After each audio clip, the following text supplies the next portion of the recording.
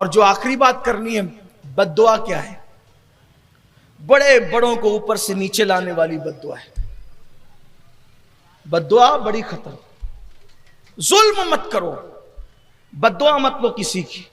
बुजुर्गों ने बयान किया, अपनी किताबों में लिखा, एक बुढ़िया थी और वो बुढ़िया की एक झोपड़ी थी, उसने झोपड़ी में रहती थी। आजकल हम देख रहे हैं अपने मालेगांव शहर में भी मालदार लोग गरीबों को दबाते हैं, ताकतवर लोग गरीबों को दबाते हैं, बिलखुसूस थोड़े से जिनको अल्लाह ताकत और कुव्वत देता है कमजोरों को दबाते हैं। लेकिन मैं लोगों से ये कहता हूं कि कमजोरों को दबाने में कोई कमाल नहीं है, कमजोरों को उठाना कमाल। उठाने वाले बनो, गिराने वाले मत बनो। याद रखना, गिरा के कभी सुकून नहीं मिलता, हमेशा सुकून उठा के मिलता। किसी को दुख देकर कभी सुकून नहीं मिलता, हमेशा सुख देकर सुकून मिलता है। बुढ़िया थी, उसकी छोटी सी झोपड़ी थी। एक बादशाह को ख्याल आया कि मैंने कोई महल बनाना है अपना। महल के लिए अपने नौकरों से कहा, सिपाह से कहा, मेरा महल बनाना चाहता हूं नया। जमीन देखो। जमीन देखने वहां क्या मामला था, कोई खरीदी बिक्री तो करनी नहीं थी, पूरी सल्तनत बादशाह की थी।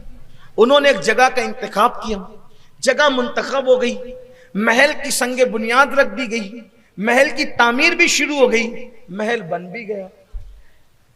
महल बन गया जंगल में, तो जंगल में तो मंगल ही हो गया। जब महल बन गया तो किसी चापलूस ने, क्योंकि लोग कहते हैं ना शाह से ज्यादा शाह के नौकर जो डेढ़ होशियार होते हैं, तो ऐसे ही होता है। चमचे बड़ा खराबा करते हैं, चमचे इर्द गिर्द के लोग। तो बादशाह के किसी चमचे ने कहा, बादशाह आपका महल तो बड़ा खूबसूरत है, लेकिन ये बाजू में ये बुढ़िया की झोपड़ी जरा अच्छी नहीं लगती, ये झोपड़ी अच्छी नहीं लगती। बादशाह ने कहा कोई बात नहीं। अब बादशाह के लिए क्या था झोपड़ी हटाना। बादशाह जो ठहरा, बादशाह ने कहा बुढ़िया को बुलाओ। बुढ़िया को बुलाया, कभी ये झोपड़ी की जो तुम्हारी जगह छोटी सी झोपड़ी है, इसको खाली कर दो, इसकी जगह जहां तुम चाहोगे हम तुम्हें जमीन दे देंगे, वहां झोपड़ी बना लेना। यहां मखमल में टाट का पेवन लग रही है आपकी झोपड़ी, हटाओ यहां से। बुढ़िया ने कहा बादशाह मेरी जिंदगी के जवानी से लेकर अब तक का वक्त मैंने गुजार दिया इस झोपड़ी में, मेरा दिल लगा है, मैं बूढ़ी हो गई हूं, बहुत दिन में जी नहीं सकती, मैं बहुत दिन नहीं रहूंगी, थोड़े दिन बर्दाश्त कर लो। अब मैंने खरीदा ये जगह, मैंने किसी जगह पे कब्जा नहीं किया है, मेरा हक है इस जमीन पे, इसलिए थोड़ा बर्दाश्त कर लीजिए, मैं मर जाऊंगी फिर सब आप ही का होगा, मैं ये जगह छोड़ के नहीं जाऊंगा। बादशाह ने कहा कोई बात नहीं, चलो जाओ ठीक है। अब वो तो चली गई। उसके चमचों ने फिर वर्गलाया कि ये अच्छी नहीं लगती, ये काम करो, ये बुढ़िया कर क्या लेगी। याद रखना, हर जुल्म करने वाला ये सोचता है कि ये कर क्या लेगा, वो कुछ नहीं करेगा, वो कमजोर है, वो कुछ नहीं करेगा, लेकिन उसका जो रब है वो बहुत ताकत वाला है। ये मत भूलना कभी, जुल्म करने वालों को ये कभी मत नहीं भूलना चाहिए कि इंसान कमजोर है, मगर उसका रब, उसका खुदा बहुत ताकत वाला है, वो बहुत कुव्वत वाला है, वो बहुत गैरत वाला है।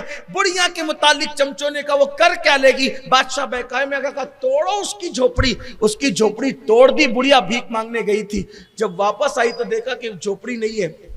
सोचा कि मैं कहीं गलत, बूढ़ी थी, गलत जगह तो नहीं आ गई, लेकिन फिर कहा कि अरे इसी के महल के साए में तो मेरी झोपड़ी थी, तोड़ दी इन लोगों ने। खुदा का करना, झोपड़ी का टूटना था कि बरसात शुरू हो गई। बरसात हुई, ऐसी ठिठरी वो बुढ़िया, और रात पूरी उसने सर्दी, कड़ाके की सर्दी में गुजारी।